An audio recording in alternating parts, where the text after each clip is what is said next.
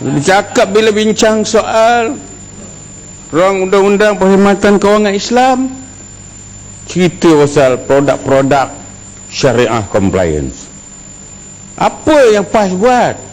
Berdoa kehancuran satu umat, satu bangsa, yang satu agama tu syariah compliant ke? Tolong jawab. Tolong jawab. Jawab. Tolong jawab. Saya jawab. Tolong. Terima kasih Datuk Ini Betul. Saya memberikan jawapan ini. Ya. Jawapan yang cukup penting kerana masih salah memberikan laluan untuk saya jawab, ya. Bukannya dalam apa yang disebutkan oleh Tok Guru yang beri yang berdoa ketika itu, saya cukup jelas. Ya, apa yang disebutkan adalah ya kehancuran KO, TKO UMNO Barisan Nasional, kerana UMNO Barisan Nasional telah melakukan kezaliman terhadap Kerajaan Kelantan dengan menafi dan merompak royalti Kelantan untuk selama bermulanya kontrak tersebut pada jumlahnya angka RM10 bilion ringgit.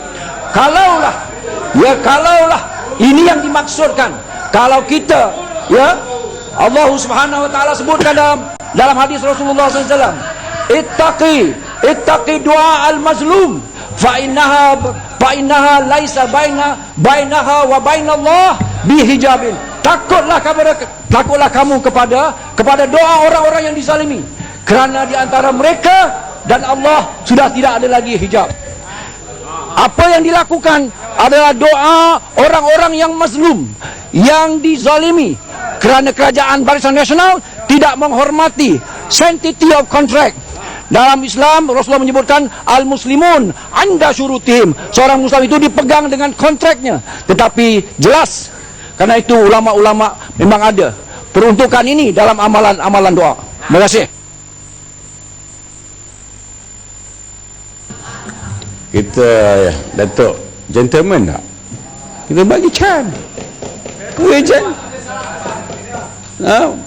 Dia jawab penjelasan panjang lebar.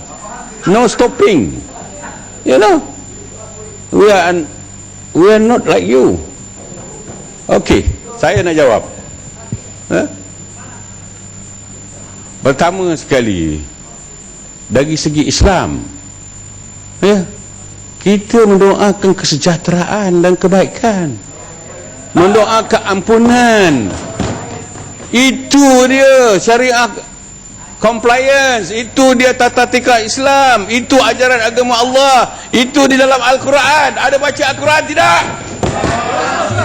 Kamu tak kerti hukum asal, walau bagaimana, hukum asal dan hukum istisna. Ada hukum asal, ada hukum pengecualian.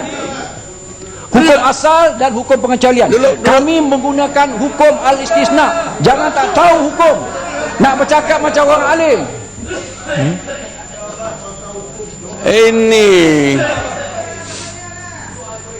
ya, you ask for it what? Siapa yang tu ask for it tu? Saya ada jawapan dia, saya ada penjelasan. Saya boleh counter balik apa yang dia bercakapkan. Walau hebat mana musuh kita, walau jahat macam mana sekalipun, kita doakan supaya kembali kepada jalan yang betul. Ini Islam. Itu hukum asal. Ini dianggapkan begitu rupa. Ada syarat dari sudut hukum istisna, hukum pengecualian yang layak diberikan pada orang yang zalim. Lagi satu. Sudahlah. Ya, UMNO. Dah cukup lah tu. Sekarang saya nak bercakap. This is my floor. Ya?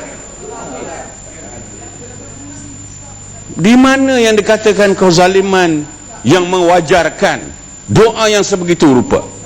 Dulu. Saya nak jawab. UMNO dan Barisan Nasional lah yang menyebabkan saudara semua duduk di sebelah tu, betul tak?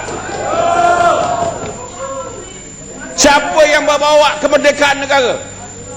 Kalau tidak ada kemerdekaan, penjajah masih ada dalam negara, tidak ada Dewan Rakyat ini di mana kita semua boleh duduk. Betul tidak? Ini lupa. Independence in 1957, who fought for it? And because of that, we have this democracy, we have this parliament, and you have the seat here to talk as a parliamentarian. Otherwise, you'll be there, somewhere there, in the kampung. Okey, apa kezaliman? Kalau kita boleh membawa negara ini kepada satu tahap negara yang maju, adakah ini kezaliman? Yang dulu kita kemiskinan merata, nelayan, petani, buruh kasar, tidak ada pembelaan. Hari ini mereka menjadi orang-orang yang berilmu dan berpengetahuan dan juga ekonomi yang baik. Adakah ini kezaliman? Inilah tuduhan yang tidak betul. Orang yang menuduh inilah yang sebenarnya yang zalim. Orang yang menuduh inilah yang zalim. Tapi kita tidak guna perkataan kezaliman, pasal kita orang yang berlapang dada.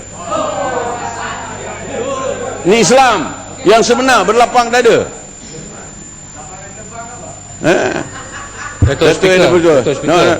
Datuk Speaker, dia keluar daripada perbincangan arah undang-undang dan dia tersilap dewan. Ni dia PWTC punya ucapan ni. Ni Dewan Rakyat. Ya Ahmad, Saya rasa dia tak ada yang cakap pola selaku menjawab tadi tu pun keluar juga. Betul lah dia tanya soalan ni. Saya dah Dua-dua sebut. pun keluar Balik ya. daripada arah undang-undang. PWTC bercakap bab tu lah.